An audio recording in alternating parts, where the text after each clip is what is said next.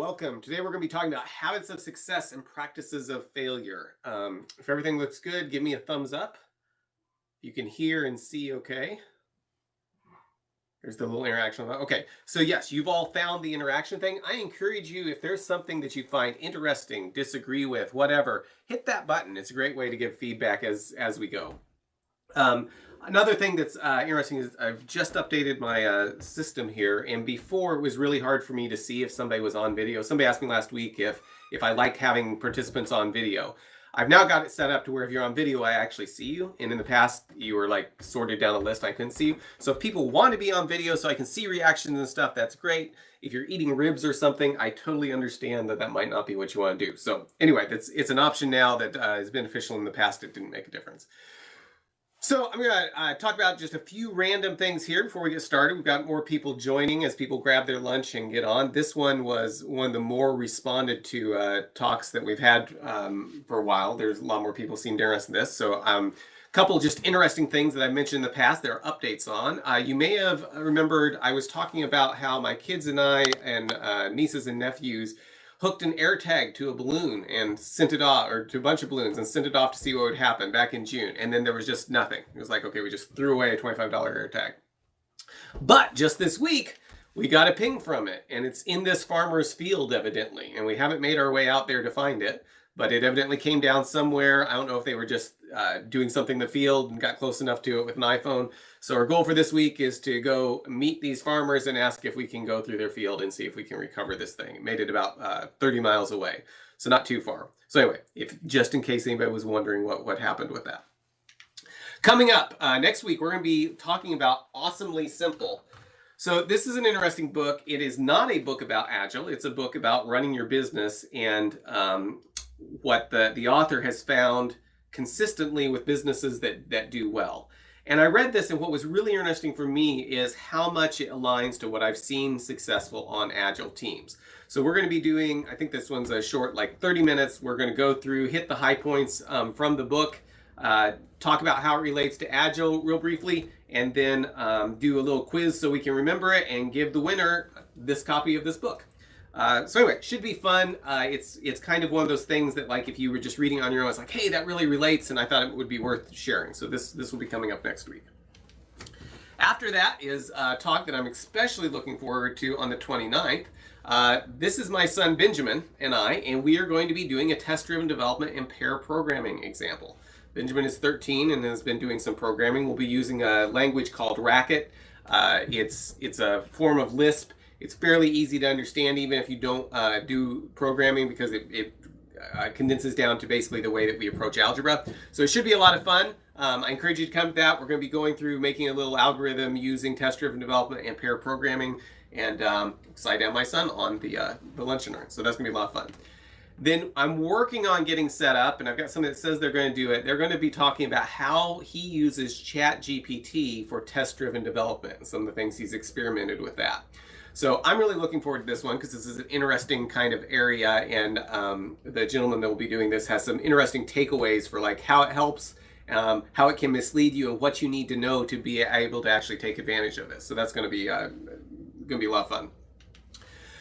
Also, I want to mention, when you get these invites, I think I put this in here, but when you get these invites, you've got the option of saying yes, maybe, or no. Just to let you know, I use that to help gauge how many people are interested, even if they can't come. So if it's a topic that you're like, hey, I'd really like to come to that, but I probably won't be able to unless my meeting gets canceled, go ahead and click the maybe, because that will let me see how much their interest is and how much interest there is in it. And we'll make it to where I'll try to do those talks more frequently, do those again. If you say no, then that takes you out of the list, so I won't send you anything else about it. I do from time to time go through, and if I haven't gotten a response, I'll send another one like a few days before, just in case it got buried in the email or deleted accidentally or something like that. So by responding to this, it lets me know, hey, they got it. Even if you say, no, I'm not interested in coming, that lets me know, okay, then I don't need to send them any more information about that. So just so you know how that's working behind the scenes. Okay, so that brings us to habits of success and practices of failure. I'm going to throw a link in here in the chat. Let me stick that up here. How long is Awesomely Simple? The talk will be, it's just a 30-minute talk, so it'll be pretty short. Okay, so I just put a link in there. Bring that up. We'll be using that as we go. If somebody else can, next time when we do start to use it, copy it and throw it in there for anybody that joins just a little bit late. Habits of success and practices of failure. So a big question, a very important question, is what makes teams successful, right? There's lots of different ways to look at this. And then also the inverse of that is asking what makes some teams fail. And so what I've tried to do here is go through and sit down and really think about what are the things on teams that turn out to be successful that I see that's constantly repeated. It seems to be tied to their ability to deliver software and do it successfully. And on the other end of that, also thinking, what are the things that I've experienced on teams that they consistently do, consistently practice, that appears to be tied to the fact that they're not able to deliver. And the project either gets canceled or they just have unhappy customers or whatever. So I was trying to go through and make lists to try to say, what has my experience been? And we'll have some question stuff as we go because I'm kind of interested in seeing what everybody else thinks as well, what your experience has been. So we'll start with 7 practices that lead to failure. So first question for you is, can you name a practice that leads teams to failure? So something you've seen that seems to be very correlated with if the team does this particular practice, it often leads them to the point that they're not able to deliver software successfully for their customers. Not agreeing on the goal? Yes, that's great. Yeah, if you've got people going in different directions, it's hard for them to succeed. Working in silos, so they're not collaborating, no communication, so great. Working in silos, okay, that's a popular one coming up. Going over committing, okay, that's good. I see I see some people are responding in the chat, and that's great. I do see those. If you go to this link, then it puts it up where everybody can see it on the screen, so feel free to do that. Budget, that's another thing. If there's not a budget to succeed, budget's an interesting one because I think a lot of times when I've seen teams fail from budget, it has more to do with their prioritization than it does with the budget, but that's not always the case. Not being accountable, don't get stakeholders' feedback, always was on this way, not providing a feedback loop, not listening, silos, developers working ahead of getting requirements. There's a Dilbert who says, I'll start writing the code, you figure out what it needs to do. Not setting expectations for teams and projects, keeping plans only in your head, disengaged developers, no proper understanding of the need. That's a good point. Like if you don't know why you're doing something, always saying yes, not asking why. Oh, these are great. I should have asked you all these before I put the talk together. The hero, so I guess the programmer that's doing everything, but kind of the cowboy coder, maybe that's what we're talking about. Communication issues, no support from management, not taking responsibility, micromanaging peer, not having shared outcomes, no debate before making decisions. Okay, well, I can tell by the flood of things coming through, listening to Dilbert, the flood of things coming through, everyone here probably has some experience with practices that don't help with success. So we're going to look at some of these, and I mean, this makes it abundantly clear there's lots more. And what I want to encourage you to do is be thinking about these things, right? And not just the ones I mentioned, but the ones that you've experienced, and asking yourself, is there anything we can do as a team to steer away from these practices that lead to failure? So here's the practices that I've got that I'm thinking of. So large teams, that's one thing that I've seen that usually correlates with failure. And it's not so much the idea of having large teams, but the way it's usually implemented. Avoiding domain work. So doing things other than domain, meaning the problem that you're trying to solve. Getting so focused on things that are related, but not actually delivering stuff in the domain that you don't work on the domain. Misleading definition of progress, low emphasis on delivery capability, creation of waste, customer collaboration is discouraged, and conflicting priorities. So of these, and we'll go into these in more details, but what I'd like to know is if you were to vote for one of these, just the ones I've mentioned, and everybody put some great ones up there, which one do you think most leads to failure? Like, which do you think is the biggest deal of those listed? No right answer here. I'm just curious what people think. I think it'll show us the top 5.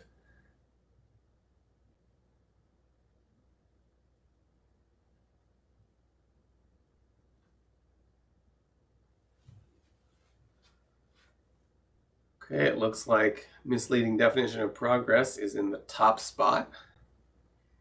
Creating waste is next, or tied with having large teams.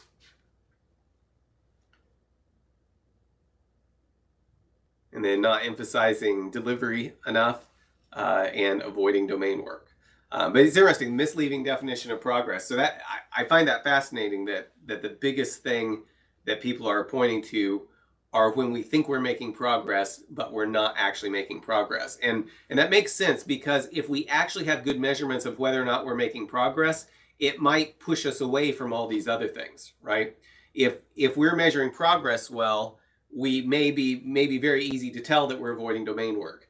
If we're measuring progress well, it may be a lot easier to tell that we're creating waste and we need to do something different.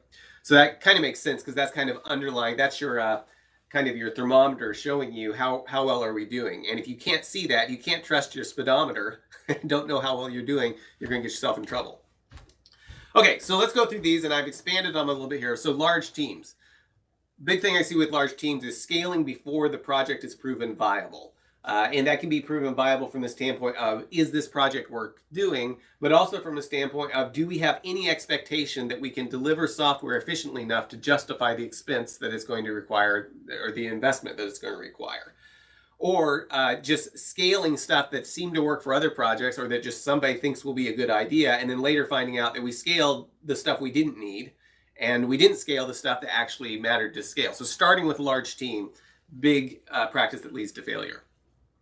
I've seen a lot of people that are very worried about not having enough people. And in my experience, the risk of not having enough people is often, like, the actual consequences of that is often a lot less painful than the consequences of scaling before you're actually ready to do it. Okay, see, network issues. Is everybody else able to give me a thumbs up if everything's looking okay for you? Okay, so I think this side network is working. I guess I could have done something a little bit different here, but hopefully that's working. Okay, great. If you do see a problem, let me know. Avoiding domain work. So lots of times getting ready to do development. We'll talk about how that, and it sounds like a really good thing, and there are reasons you want to invest in being prepared to do development, but you've got to be very, very careful, because it can be a big trap. Misleading definition of progress. So poor definition of done, or lots of focus on technical stories that aren't actually delivering something to the customer in the domain that you're working in. Low emphasis on delivery capability. So the final deliverable gets too much focus. And this is, I probably should word this differently. What I'm trying to talk about is, we're more concerned about delivering a big hunk of things at the end when it will all be done, instead of, what have we delivered this week? What did we deliver the next week? What have we delivered? What have we delivered today? Instead, we're focused on, 6 months down the road, we'll deliver all of this stuff. And if we're not focused on the delivery capability of being able to get pieces all the way through and deliver small bits of things all the way through, focusing on the final deliverable, if it obscures what we're doing today, then it can be very dangerous. Creation of waste. Developers don't produce usable code. So there are lots of things that can sound really, really good on a project that don't result in code for the user. And some of those things can be very, very important, but it needs to be driven by what we're delivering to the user, because otherwise there's no guardrails around making sure that we're doing exactly what's needed. He's not admitting that you said. He's still saying he needs continued engagement. I'm sorry, what? Someone just needs to mute themselves. Oh, okay. Okay, got it. Here, I will mute everybody just so no one says anything embarrassing on mic. There we go. Okay. Okay, cool. Where were we? Okay. Developers don't create usable code. So focusing on things that isn't constrained or isn't tied directly to something that we're giving to the user. Customer collaboration is discouraged. So an organization that builds barriers from working directly with the customer and being able to get that feedback. And finally, conflicting priorities. So goals that are orthogonal to the project's success. So things that might be good, might be very important to a particular individual, but if they supersede the goal of actually delivering the project, they can cause that project to fail. So let's start with large teams. So some questions to ask is, what's the cost of a misstep with 5 developers? If I try to do something with 5 developers and I spend 2 months and I'm like, hey, you know what? We tried doing this. We tried using this technology. We tried using this programming language. We tried using this cloud service, whatever it does, or we tried this management structure, whatever it is. We tried this. It turns out after 2 months, this was a bad idea. We need to redirect and do something else. What's the cost of that with 5 developers versus the cost with 50 developers? And this is one of the big risks with large teams is we end up betting the farm on things before we've actually proven that it works. If you do actually need 50 developers, get what you're trying to do working with 5 developers first and prove that it actually works and that you're on track to deliver at some point in the future, that it's even possible to do what you're trying to do before you scale it up. Because once you have 50 developers involved, it's a lot more likely for any missteps to cause the project to be canceled, which is what we want to try to avoid. Large teams. Do all the team members add value? So another issue with large teams is if you're focused on having more people, it's very easy to add people that aren't necessarily going to bring much value to the team. And one of the reasons this is one thing that we often don't think about is the fact that you can add people to a team that actually contribute negative value, that are doing things that are actually slowing the team down. And at first it kind of sounds like, oh, well, all of my developers are at this level, so they won't do that. It's not always just a matter of skill, though. It can be a matter of focus. I've been on teams where there were very, very skilled developers that were doing things that sounded really good, but since they weren't 100% aligned with delivering the software to the customer, it actually slowed the rest of the team down because they had different priorities they were trying to do. So it's not just a matter of skill. Having skill is important, right? If you add somebody to a team that's really unskilled and you can't bring them up to the level of skill, it will slow the team down and can result in failure of the project. I think in most cases, it's less risky to have a moderately skilled developer that doesn't know stuff that's trying to learn. That's something that a small team can work with. A skilled developer that's headed in a different direction is a lot bigger risk. We'll talk about more of that in just a little bit. So how do we prove we have something that's actually worth scaling? We can do that with a small team a lot better than with a large team. So if we try to scale things and then discover we scaled something that doesn't actually help us, we might end up with a team that is about equivalent to these cars right here, okay? So this one car has completely scaled up the spoiler on the back of it. That probably is not providing much value to the car, but they scaled it really, really big before they probably proved out even if they needed a spoiler, right? And this other one has scaled up.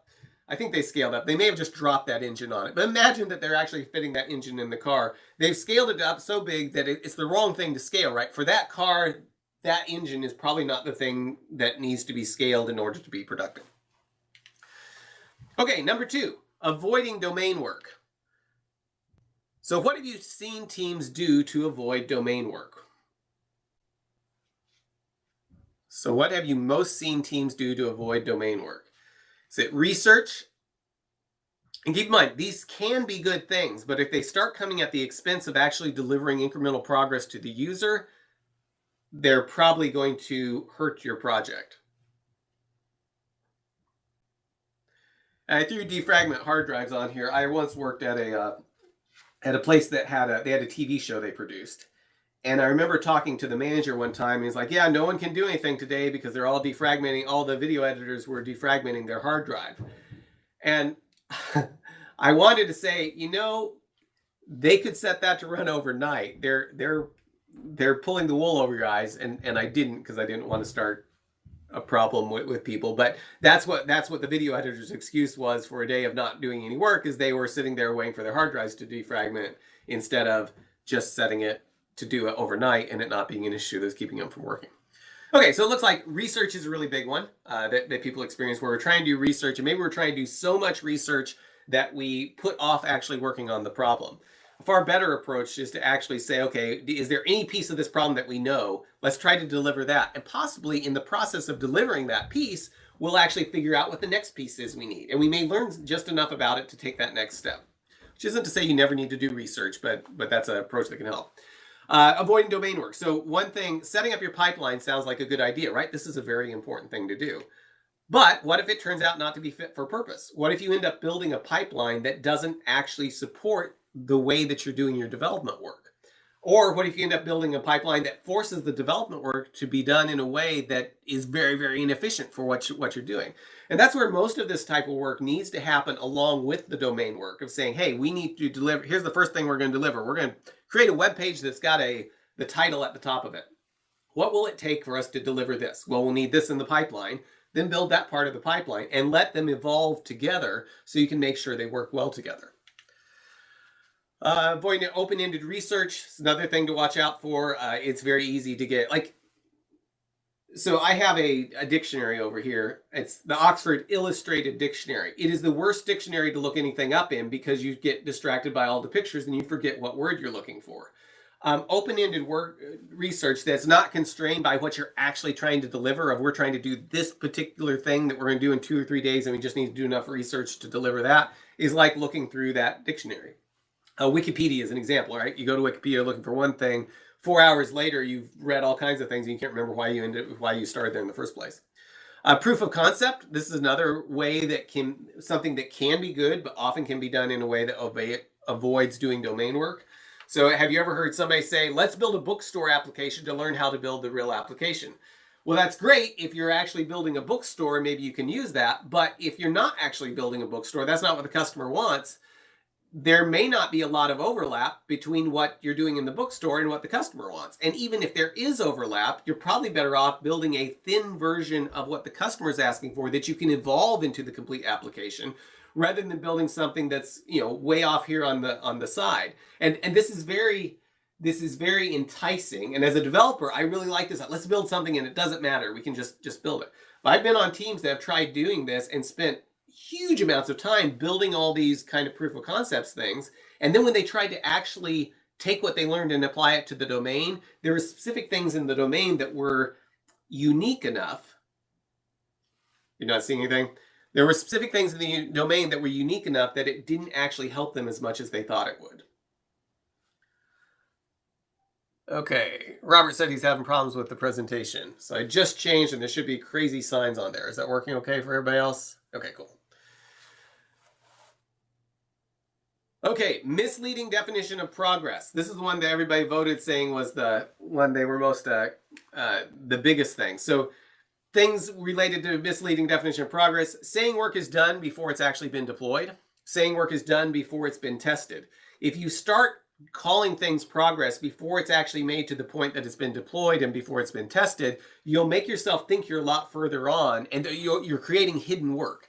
These types of things can make a big difference, or can wreck a project while feeling like you're doing a great job with it. Calling something progress that doesn't deliver anything for the user. This is where technical stories can be really, really dangerous, because it looks like you're doing work. You're doing lots of actual things. There's lots of activity happening and people may be working really, really hard. But if it's not tied to things that deliver things for the users, you're creating a lot of risk. So those things which may be really, really good, you want to split those down to where they're actually being used to deliver a small piece of something to the user that you can demonstrate to them. And that helps make sure that your definition of progress isn't getting kind of off the rails or headed in a direction that's not going to be, that's misleading you. Low emphasis on delivery cycle time. So working on things to get ready to do deployment. This can be research and things like that, but I put this as a separate category, because I think it's a big deal for us to think about is, are we actually saying how long does it take me to get something from the user asked for it, business owner asked for it, and I delivered it through to production or the production-like environment? And if if the team isn't worried about how long that cycle time is, it's going to be very easy to do a lot of things that aren't guided by the value that you're providing to the customer. Doing research can be one of those things, or spikes that don't result in usable code. If I'm doing, oftentimes spikes are used to say, we're going to go work on this and it might not turn out and we may have to throw everything away. That is not a bad thing to try to do. But your spikes are going to be much better and much more focused if it's a spike of saying, hey, we need to let's say we need to come up with a way to talk to external entities, something like that. So we're going to try this technology. We're going to create a story around it. We'll try this technology, and we're hoping that it works out and it's awesome. And then we say, this is how we want to do it going forward. But there's a chance that we're going to try to deliver this and decide this isn't a good idea. We need to stop trying to deliver this and start over with a different technology. But the difference between what I just described and how spikes are often done is, in the case I'm describing, you're driven by, can I deliver this one thing right here? Versus, can I find out all the things I might want to know about the technology behind this? And so spikes that don't result in usable code can be a dangerous thing because they're not focused on the cycle time of how do I deliver something and how do I deliver something in a short frame of time. If you're focused on trying to deliver something quickly to the user and you try some technology and it turns out it doesn't work, that's okay. It's probably a lot lower risk than if you go off and you say, I'm going to research stuff with the idea that there's no chance it's going to deliver anything to the user and you'll just use that information on another story. This kind of comes back to the idea of trying to work in the domain, trying to do your work in the domain. So you're actually proving out that you can solve problems in the domain, not just solve an abstract technical problem. Here's a quote. Something like this I've heard from some unsuccessful projects. We don't want to worry about cycle time for the first year while we set everything up. And this sounded really good because it's like we're going to get everything in place so we can develop really, really fast at some point in the future. The problem is, if it's not constrained by the domain that you're working in, it's very hard to know if you're doing the right thing. And there's a really big chance that a lot of things you try to set up ahead of time won't be the right thing, and you won't know it till you've built a lot of other stuff on top of it. Creating waste. So developers aren't producing code that does work for the user. They're producing other code. Maybe the proof of concepts would be examples of that, or just doing things that seem like really good ideas but aren't directly tied to delivering something to the users. Now, you'll probably hear a question might come up and say, well, what about enablement teams, right? The teams that are going to deliver stuff that the developer is going to use to actually deliver the application. There can be a place for those, and I'm not saying there's no way that can ever be helpful, but enablement efforts have to be measured based on their ability to deliver code to the user. The longer you go doing development or enablement work without it actually delivering, without that work being used to actually deliver something to the user, the more risk you're creating that you're headed in the wrong direction without knowing it. Too often enablement creates software and processes that no one asked for and that isn't actually fit for purpose. So this is a very, very big risk. And it's not to say that there's no way that doing some enablement work isn't valuable, but you want to make sure you've got that feedback loop telling you if what you're doing is actually helpful. Because it's really easy to create, you create a bunch of enablement work based on a pet store application or a bookstore application that's not in your problem domain. Then you start working in the problem domain and discover, hey, we built a bunch of great enablement work if we were actually delivering a pet store or a bookstore. But we're not. We're delivering something else that has specific requirements that we didn't discover until we actually tried to use it. But now we've got this huge foundation that's really not built to support what we're trying to deliver. Creating waste. The delivery of functionality that the user can experience is the compass that shows if you are going in the right direction. So this is what we want to guide us, is things that we can give to the customer. If that is being delivered, then there's probably a good chance that you're minimizing your waste, right? Because you're creating stuff and using it to deliver stuff to the customer. The longer you wait before you have that compass check of saying, does this actually help us deliver stuff to the customer, the more risk you're incurring. Number 6, customer collaboration is discouraged. So here is a question for you. How would you rate the collaboration between your developers and your customer? And I probably should have made this more broad than just your developers, but your team. How would you rate that collaboration? Is it really, really good, fast feedback, a good working relationship? Would these people hang out after work because they like working with each other? Where does that, and I like this where we've got a lot of people over, or several people over here. That's great. Some people kind of more in the middle. No one's in the frowny face over at the side, which either means you guys are all great or no one's willing to admit it. Either way, it looks better. So this is something to think about with, and I would kind of encourage you, this would probably be something worth doing, taking a poll like this with your team and asking your team what they think. Not every team has interface with the customer though. So that's a good, there is someone that is asking for the software that you produce. And I would suggest that if you do not have access to the people that could be delighted with the software that you produce, then you might want to look at rethinking the way that things are structured. Because if you're insulated from them, you're not going to be able to prioritize things effectively without having back and forth with the people that you're trying to delight. But that is a good point, right? So is it the end user? Maybe your customer is actually some intermediary between that, or is another team or something. But there's somebody, hopefully we're producing software that makes the world better for someone, and who is that person? So practices of failure, customer collaboration is discouraged. Sometimes there's the worry that the developers can't be interrupted to talk to the customer. If the customer actually knows what they need, and maybe what they need is changing, keeping them from talking to the developer kind of guarantees that you're going to be in a case that the developer is going to work on stuff that's not necessarily what's the most important thing to the customer next. There's also, I've seen places where there's concern that strong relationships between devs and users will undermine management. In some organizations, people actually get a lot of power from controlling information, and honing the message and stuff.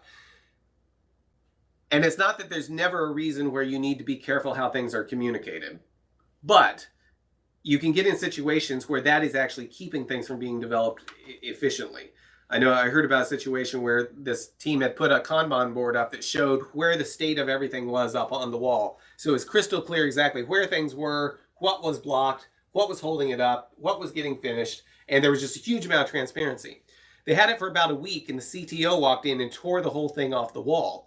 And the reason is because his power and the way that he was important in the organization was being able to kind of control information about who it got sent to here and who it got sent to here, and telling this person, asking for this, and giving part of the information over here. And once it was made transparent, it kind of freaked him out because he no longer could do that and didn't feel like he had control of things anymore. Now, obviously that's a dysfunction, and that's kind of an extreme example of it. But that type of thing does exist. And there's sometimes that type of setup or type of political structure is actually discouraging customer collaboration.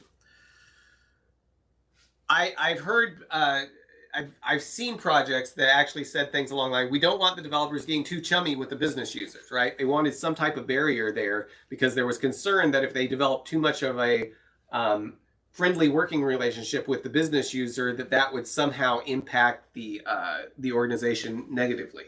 Maybe things would be more transparent than people want. But this is unfortunate, but this is the way that some organizations are structured. This is not a good, if you're hearing quotes like this isn't a good thing set up for efficiently delivering for the customer or the business user.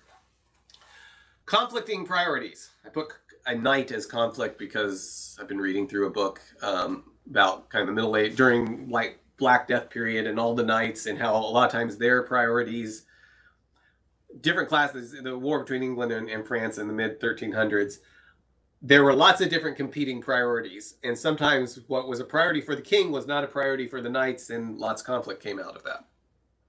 But here's another example of conflicting priority. Right? So teacher is saying, if you don't turn in at least one homework assignment, you'll fail this class. And the student says, yeah, but if I can fail this class, the grades on my report card will be in alphabetical order. Okay, these are completely conflicting priorities, right? Very different idea of what success looks like here. Conflicting priorities. Exciting projects can attract people with goals that aren't aligned with the project's success. So this happens a lot, particularly in greenfield projects. You'll have people coming out of the woodwork to try to do things that they've wanted to do other places, but they weren't able to do. Not all of those things they want to do are aligned with the project's success. So, for example, I've been on projects where they were trying to create a framework, and one of the architects they had on it was very focused on trying to create this big framework that would do all these things. But it became so important that he wasn't willing to step back when it wasn't the best fit for the project, or when there were better ways to do things. It can be trying to create a framework. Let's see, resume-driven development. I don't know if you've ever seen this, but I've was working on a project and had one of the developers was quoting saying, when I learn how to use X, this particular piece of technology, I'll be able to make big bucks as a consultant. Now, it's not bad that they were wanting to use X, and this may very well have been true, but their approach to thing was to try to use X every place they possibly could, whether it was a good fit for that particular project or not. And in this case, lots of effort got spent on trying to use X to the detriment of the project, and it was eventually canceled. Increased headcounts. I've also seen places where the goal really was by management to have large teams under them, because that's how you got status and promotion, was having large teams. That was a conflicting priority. And I'm thinking about one thing where there were two pieces of the organization kind of bidding on this particular project. One part of the organization was trying to do it with 50 developers, and it was going to take 5 years. The other part of the organization did it with about 5 to 8 developers, and did it in 4 years. The thing that was driving the count of 50, and I doubt if they would have even delivered in the 5-year period based on other projects, but the thing that was really driving that was the management got a lot of clout and promotions based on how big the teams were under them. So that was driving the headcount more so than starting with saying, what's the most efficient way to deliver this particular project? So how well aligned are the individual's goals with the team's success on your current project? Oh, I guess this already popped this up. Okay, cool. So it looks like most of us are 50 to 80% alignment. Okay, 20 to 40% over there. And there's not a right or wrong answer. I think it's probably unlikely that you will ever have 100% alignment, right? There's the goal of the organization. People also like things like, would they just come to work if there wasn't a paycheck? Probably not. So, their goals are aligned on getting their paycheck and stuff. And that's not bad. That's good. But the lower you go on the amount of alignment, the more risk that you're actually incurring.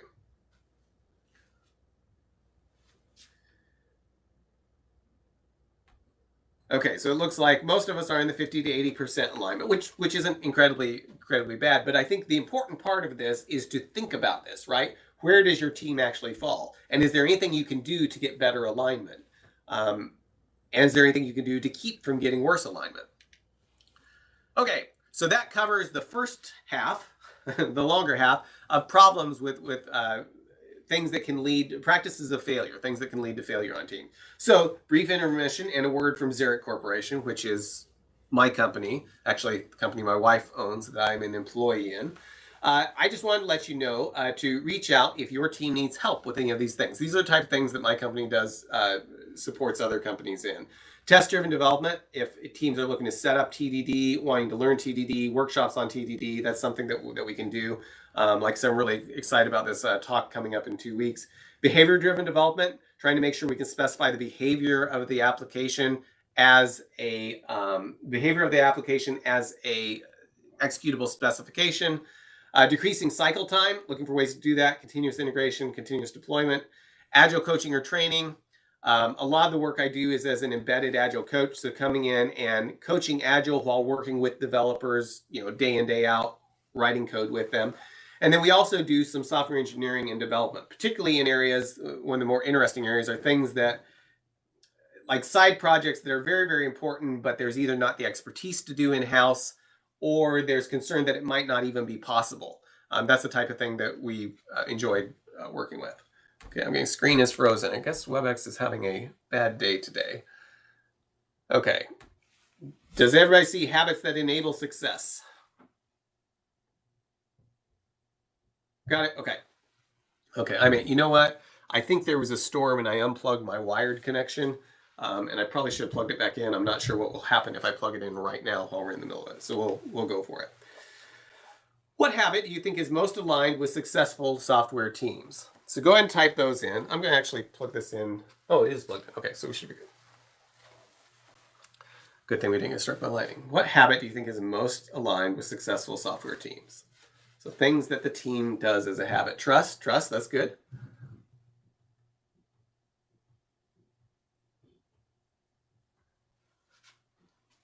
My company is Xeric.net. Somebody was asking how to find it, and there's not a huge presence online. My biggest presence is probably doing these lunch and learns online.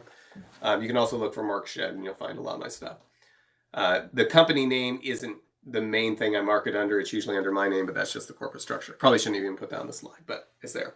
Okay, autonomy, collaboration, open communication, collaboration, motivated and team spirit, frequent collaboration. These are all good, very good habits. Shared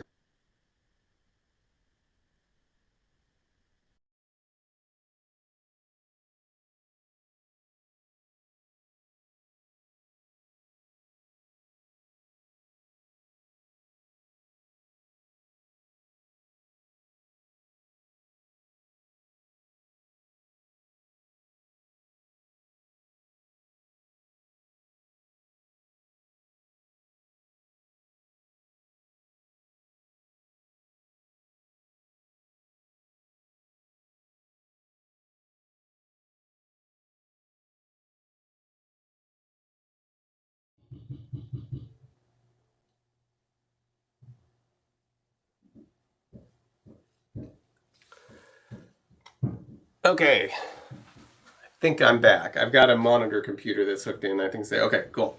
I'm not sure what's unhappy today. I wonder if we did get some type of lightning strike. I'll have to relook at this. So thanks for bearing with me. Okay, moving on. 5 habits that enable success. So here's the 5 habits that come to my mind, the things that stick with me on teams that I've seen be successful.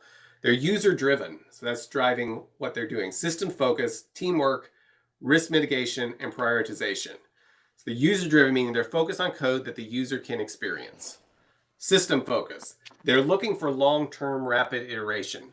And that means they're not unwilling to make investments in things that will let them rapidly deliver, but they're still being user driven. So they're doing all those investments and things that let them rapidly deliver along with delivering stuff for the user. But there's still that system focus of how do we make our process support delivering stuff, not just how do we get something as fast to the user as possible with no thought of the system that we're building. And by system, I don't just mean the application. I mean everything around the application that lets you deliver changes to that application. Teamwork, intentional extreme, collaborative cross-functionality. Risk mitigation, recognizing that not everything planned will be finished. And this is a big thing of approaching things from a standpoint that we want to be in the best position. Every day we want to be closer to the best possible position to handle unknowns. And so we don't want to do, there's 100 things we may want to do, but how do we make sure that we're doing these things in a way that lower our risk? Prioritization, clarity on what to leave undone, which is very closely related, but we'll talk about how it's a little bit different. User-driven. So we focus on code that the users can experience. User stories tell how it benefits the user. Demos can be driven by a user. So this means if we're developing software in a way that the user can actually demonstrate it, we're going to be very user-driven in how we actually create our stories and how we deliver those slices through. If we have a lot of demos where it's the developer going in and showing something at a command line and saying, hey, we did all this research and look, we're able to do this, that's not user-driven. Now, that isn't to say you never get to a situation where it's like, hey, we're going to have a user go through and do this in the demo. They're going to do this, this, and this. And that's going to create an order and stick it in the database. But we don't have a UI for that yet. So then we'll have a developer show you that it's in the database. So that's great because you're still doing something that touches the user. But if the developer has to show every single piece of it, you're probably not doing your stories in a real user-driven way. Doesn't mean you'll never do anything like that. But if most of your stories, I've been on teams where some groups, everything they were demonstrating was not something that the user understood. It's not something the user could use. And it wasn't even code that would ever be touched by a user in any way. That's what you want to avoid. The more user-driven you can be, the more likely you will be, or the more user-driven you can be in the way that you do your work, the more likely you will be to succeed. System focus. So long-term rapid iteration. The deliverable is less important than the process. And when I wrote this, I was like, I'm not going to put that because that will mislead people. And then I thought, well, maybe it'll make us all really think really deeply about it. And what I want us to think about is there may be, like I said, 1,000 things that we want to do. And if we get so focused on delivering those 1,000 things that we don't think about the system that's going to iteratively deliver those things as individual units of value, then we're not system focused. We're just kind of like magic day, everything works in the future. System focus sets you up to where you're thinking about how you're going to deliver each piece of it, which puts you in a position that you've got to handle the fact that things may change. What's important to the customer today may not be important tomorrow. And do we have a system that actually handles taking whatever the next most important thing is, quickly delivering it to the customer, and then working on the next thing? That's a focus on the system. Just trying to figure out how do we code rapidly till we get, or code as fast as we can to get 1,000 things out the door isn't the system focus of how do we iterate. We need to think about how we're building a factory for creating the software and that being our focus. Now, building the factory by actually building the software and then enhancing the factory to make that more efficient, not just we're going to spend 5 years building a factory and hopefully by then we'll be able to deliver the software really, really fast because we built this factory. Still got to be driven by the user's needs. Teamwork. Hey, Mark, just Yes. one question. Where will the IT and tech debt fall under? Is it user-driven, system focused, or how Okay, so I think your question is, how do you deal with tech debt if you're trying to drive everything in a user-driven way? So the first thing, and keep in mind, I'm not saying that there's never a point where you would ever do a story that isn't something you can show the user. But most teams struggle with doing most of their work in ways that's not driven by the user. And that's what you want. If you do something that's like, hey, we need to redo this and the user isn't going to see it, there's no way for the user to experience this. That should be something that everybody stops and says, do we really want to do this? Instead of just the normal thing that you're doing. But as far as tech debt and things like that, the first thing to do is try to, as much as possible, get your definition of done to be done in a way that minimizes the tech debt that you have. Second, make sure your software process in your factory for delivering things is done in a way that if you encounter some tech debt as you're delivering a story, it's not a big deal to just fix it as you go. So kind of like the difference of I'm going to not clean my house for a year and then come in and try to clean stuff versus no, I'm going to clean stuff as I go. So most of those, a large percentage of stuff that usually gets done as tech debt could be done just as part of the stories that are being delivered. It's a very good question, and it could be an entire another talk. But your goal is to minimize the tech debt, and you may have to do extraordinary things to get to the point that you can do that. But your goal should be not to have a bunch of things that aren't actually delivering value to the customer. If you need to do that, it's probably an indication that something has gone wrong in the past. Let me give examples. So this team was starting and they were trying to, the first thing they needed to do was a very simple thing that basically said, we've got a form, it was a greenfield development, we've got a form, the user's going to fill it out, and then it's going to show up on this other page here, the things. And that was the first step in a very complicated process.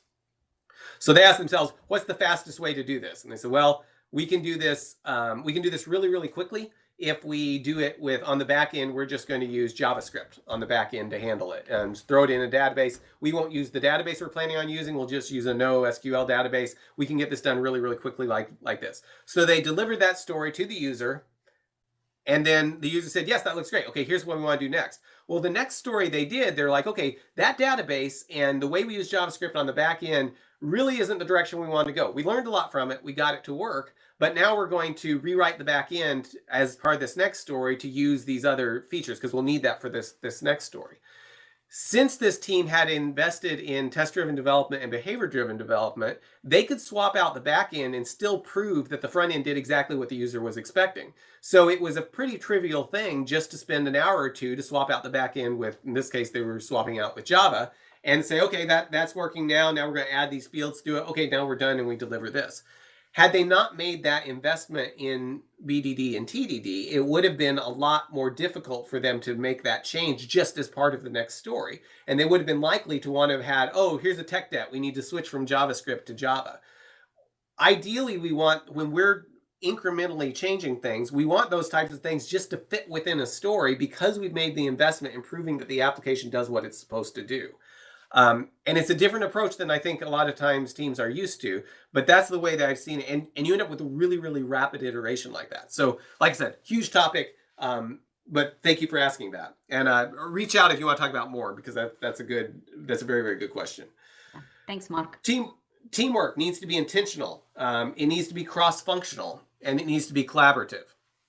So when teams are working in a way that is intentional, cross-functional, and collaborative, what I see them doing is things like saying, okay, we're pair programming. I've been on teams where they're like, no one touch the code unless you're with someone else because we want to make sure we share the knowledge. I've seen stories picked up where somebody says, I want to do that story because that works with this particular technology that we're using and I haven't touched it yet. And they say, I know the least about it, so I want to work on this. And then somebody says, well, I probably know the most about it, so I'll pair with you and we'll both work on this together. You work like that for a few months, and it doesn't take long until you've got a very cross-functional team and really good collaboration, and they're being very, very intentional about how they collaborate and work together. Risk mitigation. So things to do to lower risk mitigation is trying to bring the go live date forward. We may not need to go live for 12 months. Let's say we don't need to go live for 12 months. But risk mitigation says we should go ahead and work in a way that lets us have the option of going live in 6 months or 3 months or whatever it is. Are we getting to a point that the system is usable and could be deployed in a shorter time frame? And once we have that, we then have options. We can handle the risk if for some reason it takes a little bit longer. We can also handle the risk if for some reason the market changes and the customer needs something they didn't needs it sooner, or needs to head a different direction. But bringing the go live date forward and trying to think about how can we get to the point that it would be possible to deploy this to the customer, to give them the option of deploying it, even if they choose to wait till they get all the things they ask for, that's great. We're now giving them the option to do that instead of requiring them to do that. And bringing risk forward. Thinking of an example of a team I was working with, and they were needing to use a different type of authentication that no one in the organization had integrated with before. It was something new that was being stood up. So they did that very, very early on in their process to prove that they could do it, because it was something that was seen as a risk. And if for some reason it didn't work and they couldn't do it, they'd need to head in a very different direction. But they were able to bring that risk forward, and it worked out very well for, in this case, they were able to prove that they could do it. But had they waited till the end, or waited till further on, they could have built a lot of stuff, and then in ways that they could have taken on a lot of risks that they didn't need to if they had have waited. I've been in other places where they're like, hey, we're using this new technology. We don't know if it can actually perform to the level we need. So they started off, one of the first things they did is like, what's the simplest path through this? Let's load test. Let's build just that part, show it to the user, and then let's load test it. And every night we'll actually run a load test on whatever we've committed, so we can prove if we ever get to the point, if we ever hit something that starts making us not meet our performance benchmarks, we'll know about that. And but they brought that risk forward to where they were testing it as they built the application, rather than waiting to the end and say, okay, now we build everything. Oh, hey, turns out it's 100 times slower than it needs to be. Prioritization. The value of prioritization. So when you've got a team that's very focused and everyone knows exactly what they need to do next, it's very, very valuable. Here's a cartoon. I encourage you to check out the other at markettunist.com. He's got some great ones there. I think it's Tom Fishburne. We need to stay focused on our marketing priorities and not get distracted by every shiny new, oh, look, there's a squirrel. So for development teams, though, the shiny new thing that could be distracting could be a new technology, a new approach of doing things. It could be different team structures, trying to structure your teams in a different way, and that becomes a distraction from the actual priority you're trying to deliver. When you can have agreement on what can be deferred, it's very, very powerful. It can be a hard thing to do, but when you see teams really, if you haven't ever seen a small team working this way, where they get together, here's this story. Oh, yes, we can do that. And then somebody says, is there any way we can split this into something smaller? And somebody, a developer says, hey, well, I think this part is kind of distinct from this part. Could we split it that way? And the business owner goes, oh, I didn't know we could split that way. Yeah, let's break those into different stories. This part right here is really important. Let's do that. Let's put this other stuff on the backlog, because we may never do that. If we can actually split those things out separately, this is a lot lower priority than everything else on the backlog. Those type of conversations make a huge difference in your ability to deliver software quickly and efficiently. But you've got to have a culture and an understanding of prioritization to agree on what can be deferred, which usually happens through collaboration. The opposite extreme of that is where you have a conversation like, hey, can we split this up, or what's most important? And everybody thinks that their thing is the most important because they don't trust that the development team will ever get around to it if it doesn't happen now. Those type of conversations are very, very painful. They don't feel nearly as good as the one where you're splitting things and being able to reprioritize. So a quote from a really good business owner: if part of this story is hard, let's split out the hard part into another story so they can then prioritize both of these stories independently and deliver the one that provides the most value up front. Clarity on what the next most important thing is. It's amazing how often teams don't actually know what the next most important thing is. Or don't agree, or you've got somebody trying to work on non-domain work as the next most important thing, and other people trying to deliver domain work as the next most important thing, and there's no clear strategy for how are we going to deliver this to the customer. Good question to ask is there any possible future where we could go live without this particular story? So, okay, we've got a few minutes left here. I'm going to skip the quiz at the end, and what I want to leave you with are some questions you can ask your team.